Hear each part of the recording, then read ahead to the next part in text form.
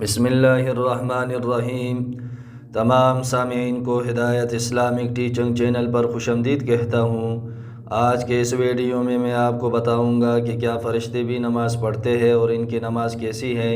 اگر آپ کو ہماری ویڈیو پسند آئے تو ضرور اس چینل کو سبسکرائب کریں اور گھنٹی کے بٹن کو ضرور دبائیں تاکہ آپ کو ہمارے ہر نئی آنے والی ویڈیو کے بارے میں معلومات حاصل ہو سکے۔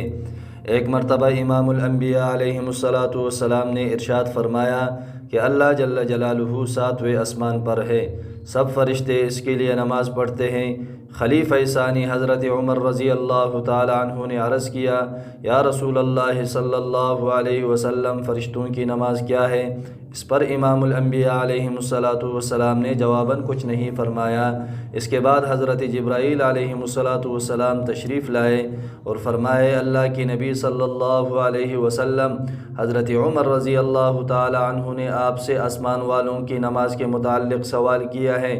امام الانبیاء علیہ السلام نے فرمایا، ہاں۔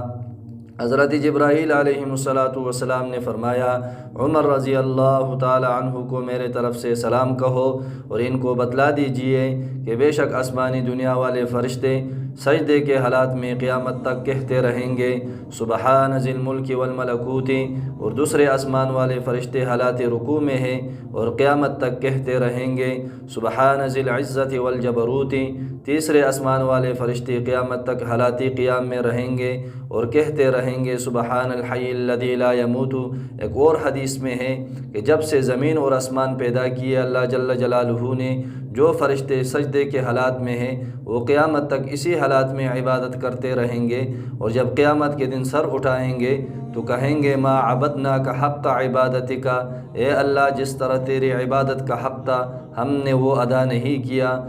حوالے کنز العمال صفحہ نمبر 365۔